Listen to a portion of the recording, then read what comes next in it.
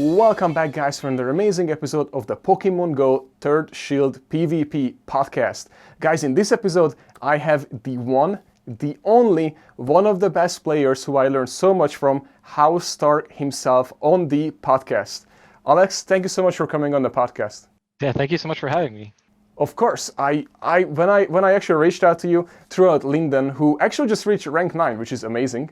But Linden Ryu, if you guys haven't seen his episode, amazing episode on the podcast as well. But he's the one who connected us, and I just wanted to thank him again because I cannot believe that I have you on the podcast right now, and our listeners can actually listen to you because there's so much to learn. And what I wanted to start out the podcast with is just literally find out that what it's like to be you in a way that you perform every single day at the top level. Is it exhausting? Do you have like a set schedule? Or what is that separates you from the other players? Because you are literally performing every single season in Silph and in Go Battle League at the top level.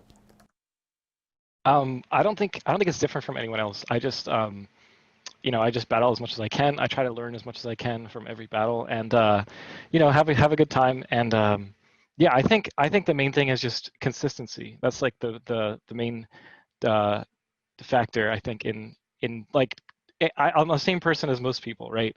I do my thing. I battle. I have fun. I just do it a lot. That's basically it. I like what you said. I just do it a lot because that is also true. It's if you practice more and more, you're gonna learn the matchups. So that leads me to the next question, which is, you mentioned that you are consistent. I said it right? Yeah, so you're consistent. But so the question is, would you recommend, and what do you do? Do you stick with the same team throughout most of each league on the season, or you switch up your team all the time? Or what is like how do you work like that? Sure. So I think season 1, I stuck with like the same team for the whole season, and then as like I started to stream more and to be like more of a content creator, I have started to switch up teams so that I can try to help other people formulate their own teams. Because sometimes there's a lot of people that they always have questions like, oh, what can I run with this? How can I make this work? So being able to have different kinds of teams now makes me understand how to help other people, as well as like I'm learning as well how to make more Pokemon work rather than just mastering a set of 3. Yeah, that's a good point too. And then, but for as far as for a beginner, would you recommend them to, let's say, just pick a team, stick to it, learn it, or would you recommend them if that team doesn't work out for the first few sets to swap something out? I think it's a case-by-case basis, right? So if you think that you have a skill level where you can really make some Pokemon work, then I would say stick with it. Even if like you lose a couple sets, you can run with it and try to master this Pokemon. If you're at a beginner level, I would say try to learn the best Pokemon in the meta. Like watch some content creators and try to pick a team from their perspective that they think is good, and then try to master those. And if I remember correct, you were the first person to reach rank 10, right? The In first season? Or... in season 1, I believe so. Yeah, so that's what I was thinking too. I think I remember seeing that. So I always wanted to bring that up because so far every season you reached it, right? That's what I'm thinking too. Yeah. Yeah, so first of all, that's unbelievable. And then second, you also finished, I think, there's only 2 seasons for Silph Arena, so you finished in basically the top 10. The first season maybe you did rank 11 or something like that, right? But the second season you did way better. Well, way better technically, because in the top 10 being 8 versus 11 is a huge difference. But which one would you prefer? Would you prefer Silph Arena over Go Battle League, or Go Battle League over Silph Arena, and why? So I think there's obviously benefits to both, right? I think Silph is more of like a competitive aspect. I think there's more of a competitive aspect because you can see which 6 Pokemon your opponent is likely to bring, versus with GBL, it's more of a blind battle. So I think personally, I recommend for people that are more into the competitive aspect to try Silph. And if you're just like an easygoing, try to have fun, try to learn how to PvP in general, I would say definitely GBL is the way to go. That's a good point. And then as far as, well, first of all, how Go Battle League is changing now. So I wanted to ask your opinion on it. Do you think that down the road that Silph Arena and Go Battle League will clash, or they maybe even work together? Because it almost looks like that Go Battle League is trying to get that like Silph feeling. What do you think? Do you think they're gonna go for that? Yeah, I think Niantic is listening to the community and trying to adapt to what's happening and what people are recommending, which is more of a confined meta or like what Sylph is doing, but in a different way, right? So Niantic obviously has like their preference, which is blind battles. So I don't think they're ever going to have a show six, pick three. So I think there's always going to be some people that prefer the Sylph Arena because you can kind of have an idea and have a strategy going into a battle for any specific opponent, which I think is the biggest differentiating factor between the two. And then also, I think right now, yeah, tomorrow, because when this is airing, so tomorrow is Ultra League. Are you excited for Ultra League? And if yes, do you have a team in mind already to test out tomorrow? I'm definitely excited for Ultra League. I think Ultra League is, especially Premier, is one of the best metas for GBL because there's so many different variable Pokemon that like can work really well. There's things like Lapras, Venusaur, Obstagoon, Drifblim, Ampharos, Gallade. Like there's such a confined but very diverse meta, which is cool. I think last season I was using Ampharos, Venusaur, and Gallade at the end of the season. I was also using like Obstagoon, Drifblim, and stuff like that. But I haven't really picked a team that I'm definitely going to use for Ultra Premier. I think I'm going to test out the waters with a couple different teams first. And do you think that, because Mew all of a sudden got really famous in Great League, so do you think that the people who actually leveled up their Mew, you know, so many people don't have it in Great because they moved it up either to Ultra or even maxed it out before Go Battle League. So do you think that Mew would have any play in Ultra League, or people should just stick to Great? I think if you have it in Great League, I would keep it in Great League. But if you have already powered it up to Ultra League, definitely use it. It's very powerful in Great and Ultra League.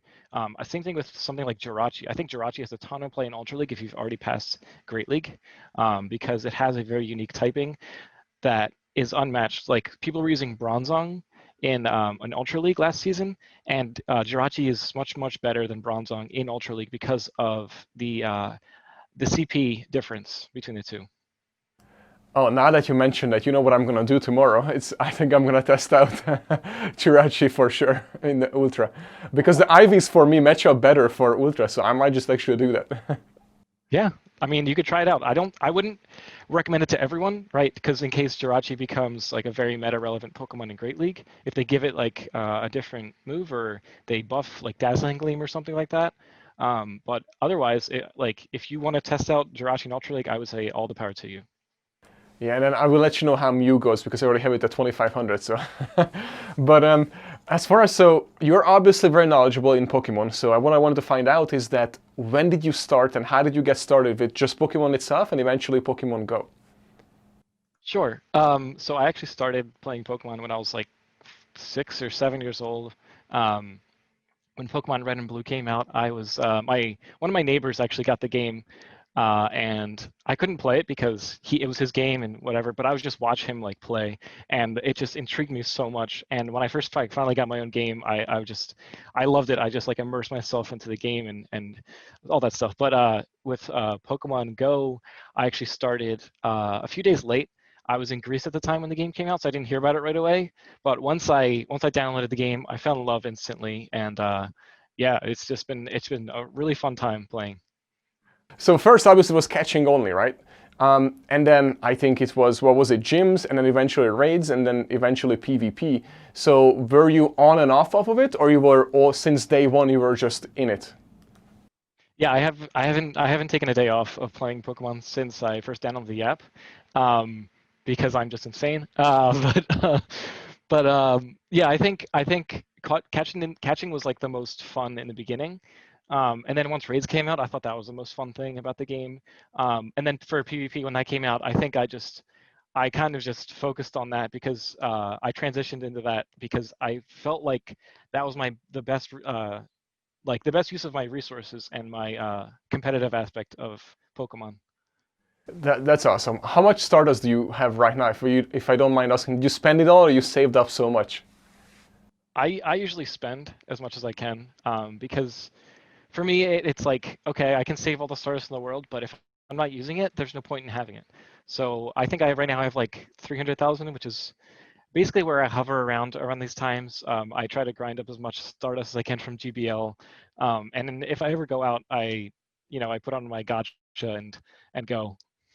That's crazy. Do you know what I'm saying? It's crazy because you must have crazy amount of Pokemon to begin with, and you must have spent crazy amount of Stardust throughout the years. Because if you haven't taken basically a day off, that's millions of dust like throughout the year. Because I only started playing a year ago, and I earned, what is it, like 4 million, 5 million through a Go Battle League or something like that. You know, millions. So that just in 1 year. So imagine you who have been playing for so many years, that has to be a lots of Stardust. I wish we could look, maybe you can look it up. I don't know how to because I'm new, but you could possibly look it up. So I don't know if you can look it up personally, but it's definitely up there. yeah, it's definitely up there. So the next thing I want to ask is because competition and your resources and the way you use it, and then it's literally built for you at this point. So the question is that do you think, and I obviously know the answer that you would love this to happen, so I don't even have to ask that, but do you think that Pokemon Go will eventually get into esports? I really hope so. I don't know a definite answer, yes or no, but I think it's trending in that direction right now, which is nice. There's a ton of content creation on obviously YouTube and Twitch as well. I think Twitch has been a very like big growth spurt. It's been growing a ton on Twitch right now, especially with like GBL sets or just like there was a Silph Arena, a ton of Silph Arena battles. And even just today, there was like a Go Stadium stream about their Go Team Up battle, stuff like that. There's a ton of stuff happening all the time, and I think eventually it's going to transition into that esports arena, like that kind of feel, which I'm very excited for. Yeah, and even, you know what I was thinking too, and I share it with you in a second about esports, because they're already testing esports actually in China this October or November, one of the dates. It's, if you Google it, it will come up.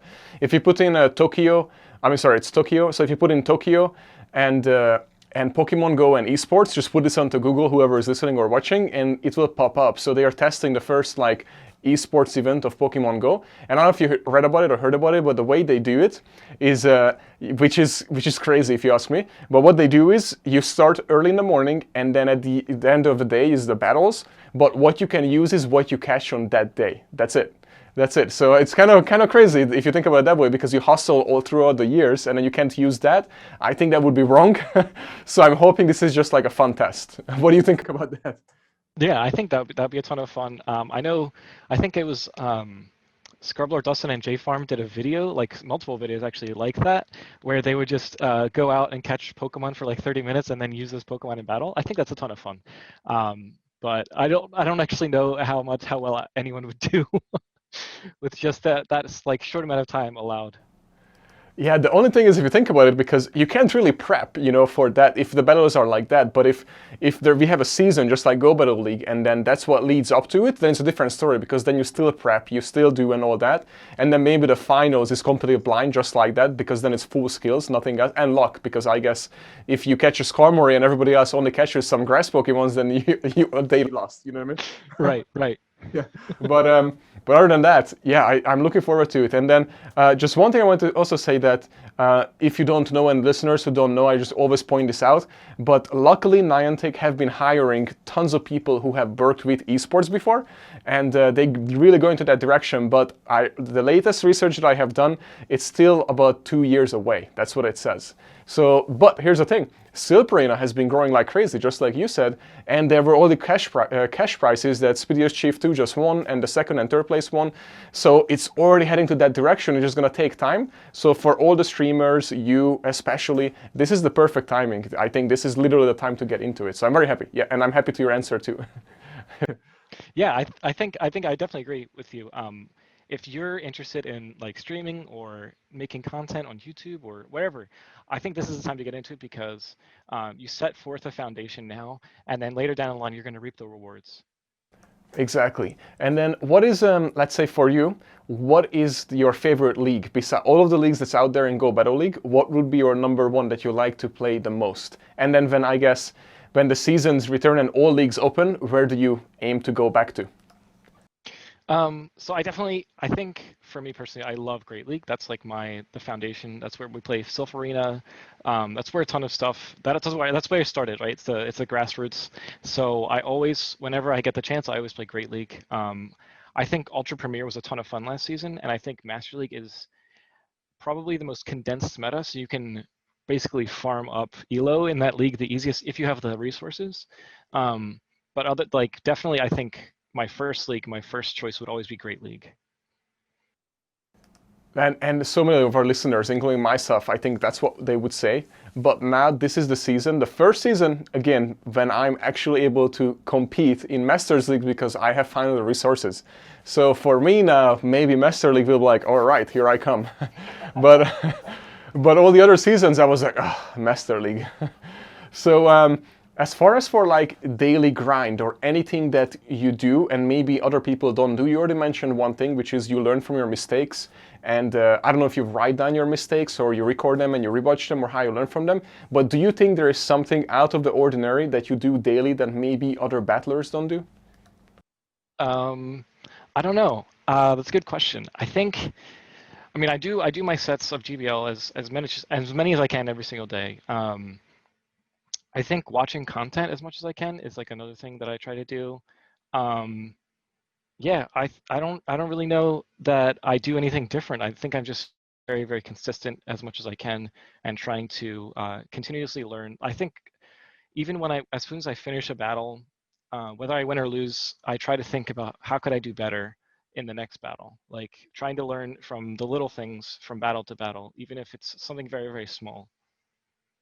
Yeah, that's a really good point. And then if you record the videos and rewatch them, when I do that personally, I see so many mistakes and I'm like, oh, why did I do that? You know what I mean? So that's a really cool thing to point out. And I mean, if you think about it, that's how every sport teams also play today. If football to baseball, basketball, they watch tapes. Well, it's no longer tapes, but you know what I mean. No, that makes a ton of sense. And I think going back and watching over and trying to learn from mistakes, or even if you have like a coach or whatever, you can send them your mistakes or you send them your videos. They can point out something that you might not see yourself. And having a second pair of eyes on something really helps as well. That reminds me, you actually do coach players, right? I do. I do. So how do you normally do your coaching? So just for people, because I know so many people probably who are listening or watching don't know what coaching means and don't know what they get out of it. So this would be like a perfect time if you could explain that. What do you expect from, let's say, if a student, I don't know if you call them a student or what do you call them? Yeah, okay, so when they come on board, what do you expect from them and what should they expect from you? I guess this would be a good question. Sure. I think so. The main thing that I guess I would expect from students is for them to uh, like interact, right? If they have a question or if they have a concern or they want to improve, let me know what they want to improve. Um, for me, it's getting the battler to from when they are to where they want to be, whether it's through watching videos and helping them explain how to improve them, or team building, or just like little tiny things here and there, understanding matchups, or even just like type advantages and disadvantages, things like that. Like it could be from something huge to something very, very small. And no matter what it is, I try to get whoever it is to where they need to get to. What do you think, on average, if you'd have to like round it up, what is the biggest mistake that you might see of a new battler that becomes your basically student, or even in what you see throughout just your eyes when you see content creators and anything? What do you think? What would be like the number one mistake that if they would fix, they would be at such a better place? I think energy management is the biggest thing, right? Knowing when your opponent is at a charge move, and how long it'll take for you to get there versus for your opponent to get to the charge move. Um, and I think it just comes down to counting fast moves and knowing the counts for each Pokemon. And that's kind of like a very specific thing because every Pokemon is different. But yeah, I think just being able to know when your opponent is going to get to that move and when you can throw just before they get to that charge move, so that either forces them to shield or it knocks them out. I think that's like the biggest thing because they can flip so many different matchups.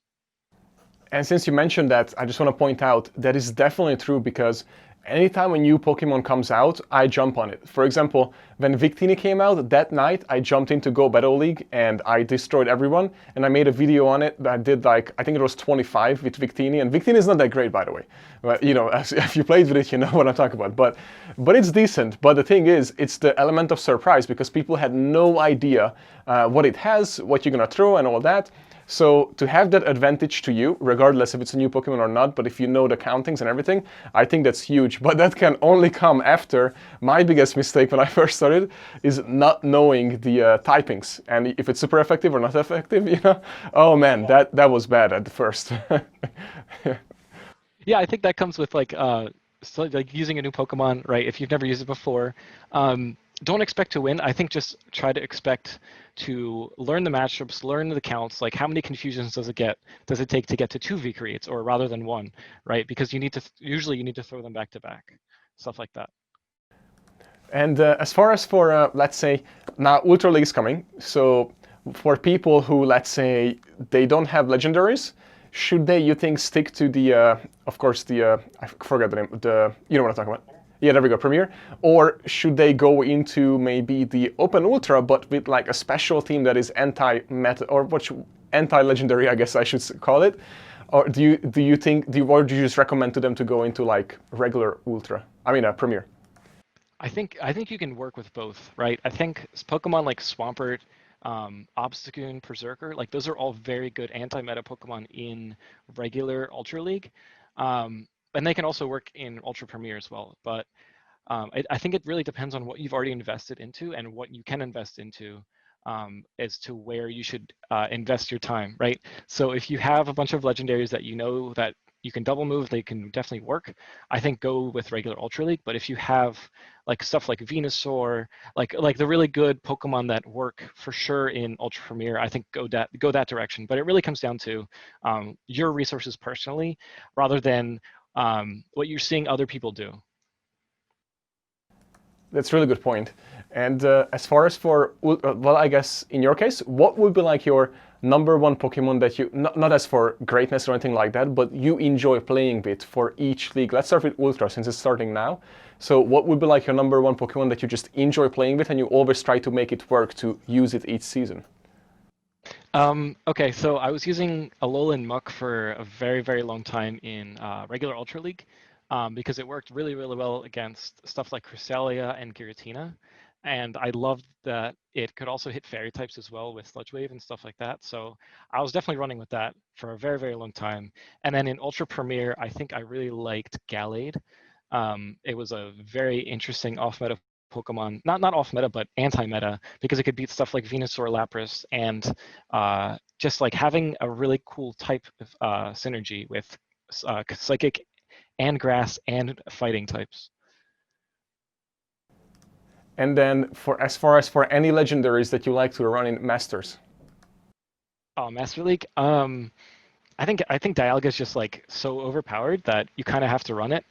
And I really like Fire Punch Groudon, because you're able to beat things like even like Togekiss. Even though in the one shield matchup it says you're not supposed to beat it, if you time your charge moves correctly, you can actually beat it in the one shield. It can also hurt things like Dialga. It can hurt Mewtwo. It just has a ton of interesting, flexible matchups.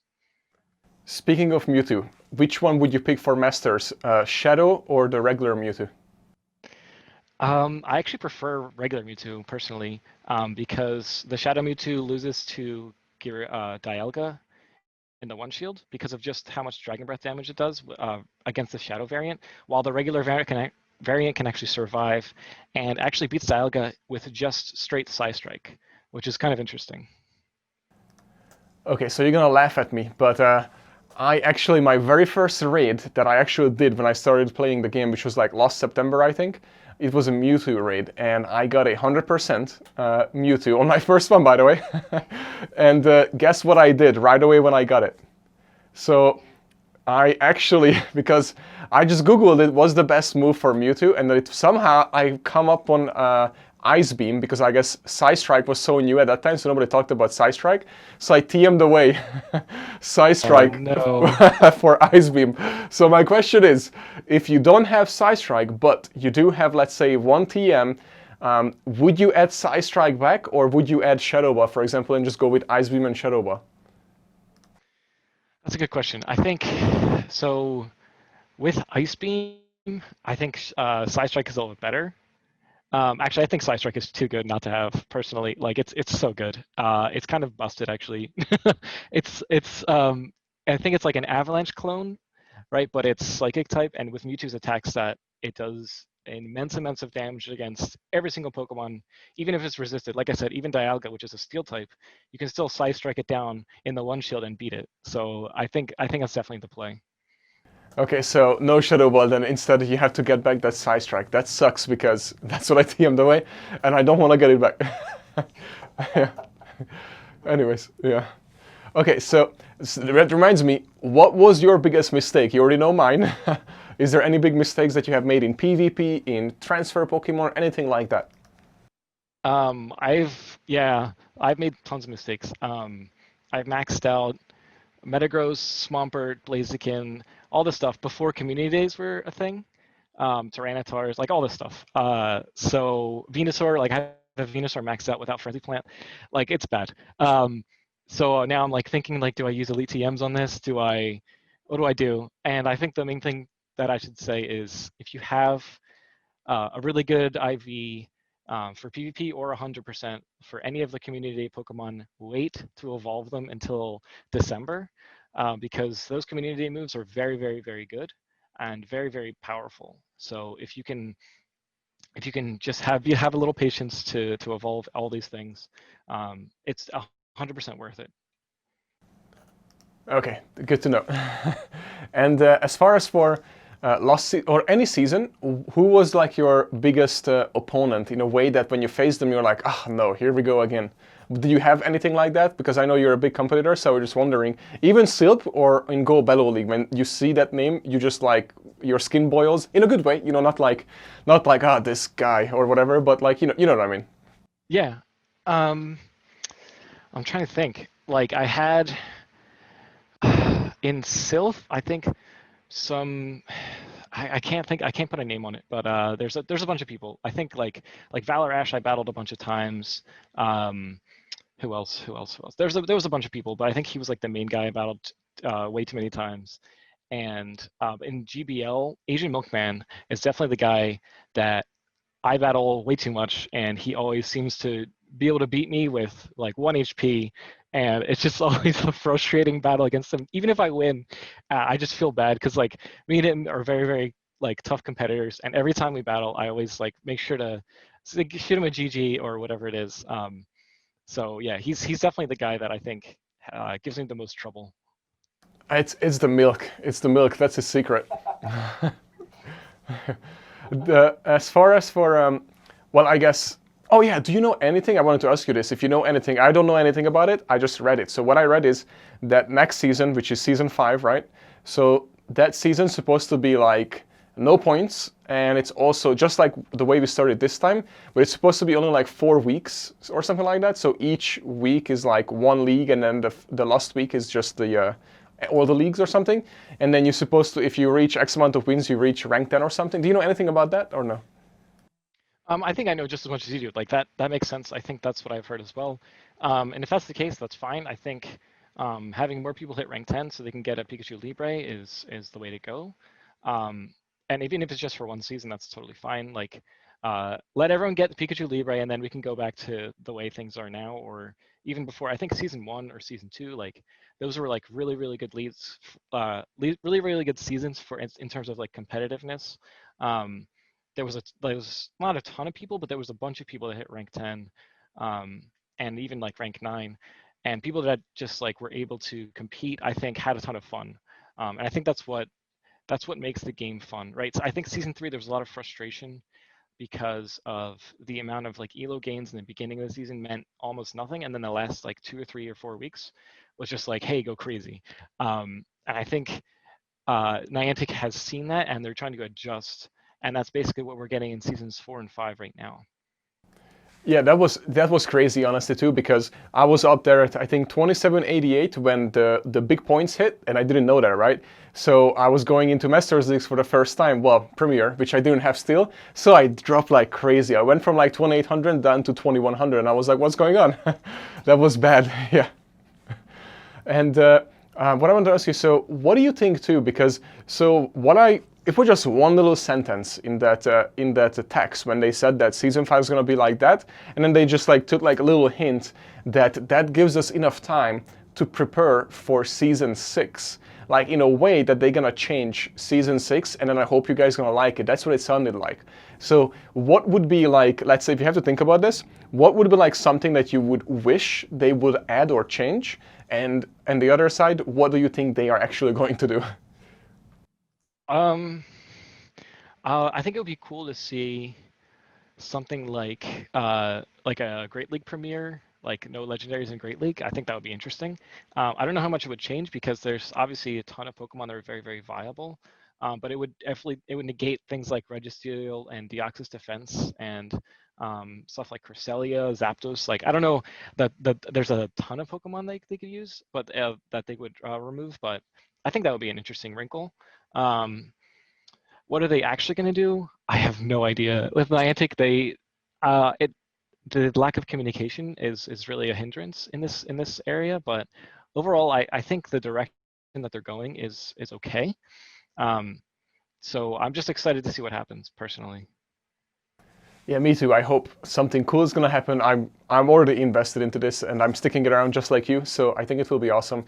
Which brings me to this question: that where can people actually find you right now if they want to get involved with you, watch your content, maybe start coaching? Where can they actually find you? Sure. So right now I'm on Twitch, right, at HouseStark93. So you just Twitch backslash HouseStark93. I'm there. I usually go live on Mondays through Thursdays on weekdays. And then sometimes I go on Fridays or Saturdays every other week or so. And then on Twitter, I'm at HouseStark_93. And on Discord, I think I'm the same thing, HouseStark93, but I'm in the Ghost Stadium server. I'm coaching there as well. So those are like the three main areas that I'm at most of the time. And what is that you're cooking for this season, this year, maybe next year? Do you have any plans or any goals that you want to reach in Go Battle League, in Silph, or even streaming? Just anything so maybe your audience can actually help you get there, or just basically watching you get there, any way they could support you. Sure. So definitely for Twitch, my goal is to hit partner as soon as possible. And because I've been affiliate, and that's basically like the next step. For Silph, I think getting to the legend tier, I just barely missed it this past season, but I'm always looking to improve, even if it's like the smallest amount. So getting there would be like a really big goal for me. And for GBL, just continuously hit rank 10, and also for coaching, I think getting more people to rank 10. And I had a goal this season for Silph to get as many, I think it was like 10 people to ace tier, and I think I exceeded that and just actually shattered it. So I believe it was like 15 people to ace and like 10 people to elite or something like that. So continuously help people get and achieve their goals is like another huge thing that I'm trying to get to. That's awesome, and I'm sure that our audience and your audience would love to support you on that, because that's just really cool to hear, and it helps out everybody, and the community benefit from it a lot as well. So what I want to also ask you is, lastly, is that what would be like if you have like maybe not even one sentence, or 60 seconds, in any way you want to answer this question basically, but what would be like if you only have one choice to tell people who are listening or watching to get better at PvP in Pokemon Go. So what would you tell them to do to take action? If they take action on that one thing, maybe they can get better and get, well, I wouldn't say get to your level, because you're always improving, so there's always, that level is always higher. But but the question would be like, what would be like one thing they could walk away with and just work on it, and then one day they will get better? Um, I think practicing with as many people as you can is like the that's where I started out personally. It's like get a group of people that you know are very, very good or better than you, or at least on your level, and practice with them either daily or weekly or however much time you have within your life to try to just just keep battling. That way you can understand matchups, and by interacting with people and asking them like, okay, how can I improve this? How can I improve that? I think that's the easiest way to improve. And also utilizing PvPoke is like a huge resource that is free. And also, yeah, support PvPoke because he's amazing. But it's a free resource that you can use at any time, any place, anywhere. Like, it's amazing, and I think he deserves all the credit in the world for that. So yeah, that's like battling and practicing, and utilizing resources is like the two things I would say. Yeah, PvPoke was a huge change. Matthew was on our podcast 2 times now, and his website and the system and everything, it just helped me so much. It's just a lot. And then what you mentioned, I just want to add to that, because what you said, that when you battle with somebody like you, for example, if me and you practice, then I can actually ask you, okay, so would you do differently, or what did I do wrong?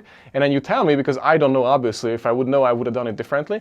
And I did that with Linden a few times, Linden Ryu, and he's an amazing battler. And he would always give me notes. And I just want to make sure that people who would do that, and somebody, if they lose, they usually get pissed. I've seen so many people just get pissed when they lose.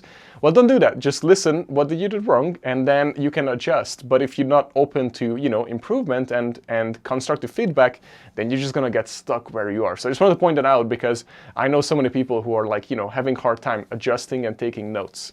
So that's just one thing I wanted to add to it. But yeah, I thank you so much for saying all this, because I'm watching you all the time, and I actually have to... What time are you starting, by the way, your stream? Because I feel like I'm always missing it. I don't know the actual time. Yeah, I stream usually like at night, so 10 p.m. to like midnight.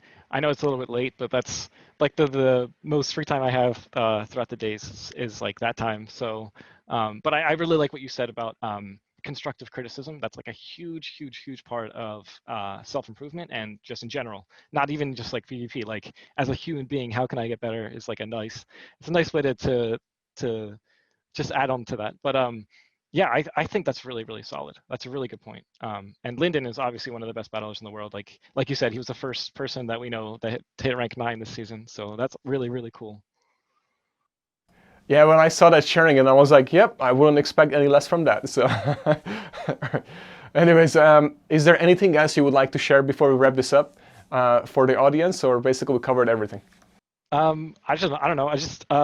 I guess I want to thank you for inviting me here, because this is a really fun time. It's a good interaction. You've asked really good questions, and I think, well, at least I hope that people that are watching or listening can take some good notes from our discussions, because I think you've shown that you produce really good content, and I do appreciate that.